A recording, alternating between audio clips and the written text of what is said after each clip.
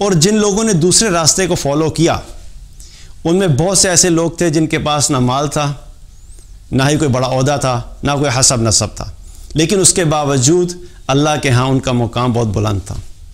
بلال رضی اللہ عنہ، مال بھی کوئی نہیں، رنگ بھی کالا، کوئی لکس نہیں، حسب نسب بھی کوئی نہیں، خاندان کے حبشی اور غلام، اس کے باوجود ان کا مقام کیا ہے کہ نبی صلی اللہ علیہ وسلم نے فرمایا کہ اے بلال، میں نے تمہارے قدموں کی چاپ جنت میں سنی ہے۔ کچھ بھی نہیں ہے ان کے پاس، لیکن یہ مقام، یہ عزت کس وجہ سے مل رہی ہے؟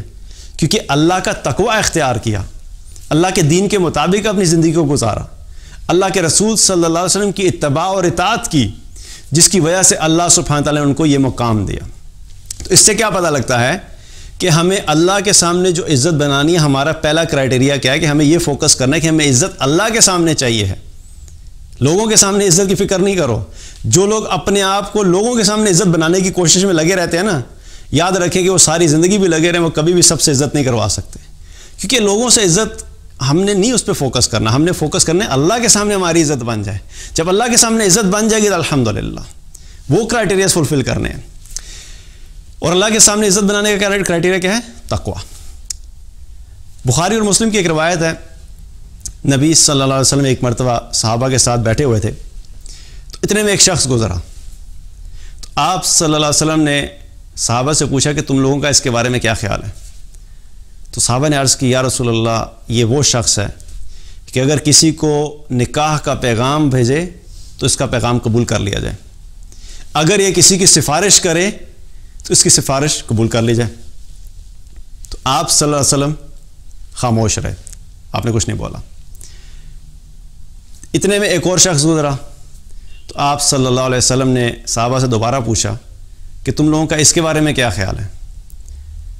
تو صحابہ نے عرض کی یا رسول اللہ، یہ وہ شخص ہے کہ اگر کسی کو بھی نکاح کا پیغام بھیجے تو کوئی اس سے نکاح نہ کرے، اس کا نکاح کا پیغام قبول نہ کیا جائے، اور اگر یہ کسی کی سفارش کرے تو اس کی سفارش بھی قبول نہ کی جائے، اور اگر یہ کہیں پہ بیٹھ کے بات کرے تو اس کی بات کو بھی کوئی اہمیت نہ دی جائے، اس کی کوئی بات بھی نہ سنے۔ تو آپ صلی اللہ علیہ وسلم نے فرمایا کہ پہلے جو شخص گزرا تھا، اگر اس طرح کے لوگوں سے پوری دنیا بھر دی جائے تو یہ ایک شخص ان تمام لوگوں سے زیادہ بہتر ہے۔ کس بنیاد پہ؟ تقوی کی بنیاد پہ۔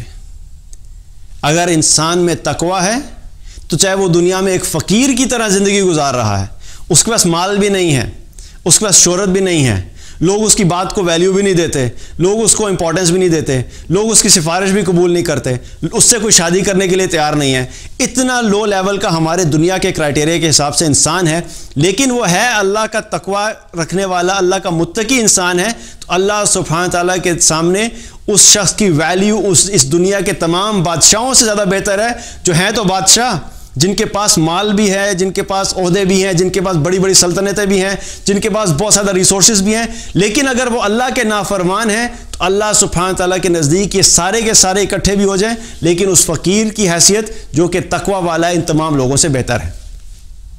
تو کامیابی کس میں ہے؟ تقوی میں۔ جتنا ہم تقوی کے قریب جائیں گے اتنی ہی اللہ کے ہاں عزت ہوگی۔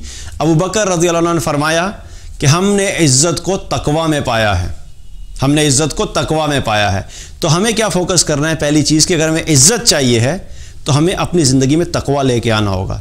جتنا زیادہ ہماری زندگی میں تقوی ہوگا، اللہ کی فرما برداری ہوگی، گناہوں سے ہم بچیں گے، اتنے ہی اللہ کے نزدیک ہماری عزت بڑھتی چلی جائے گی۔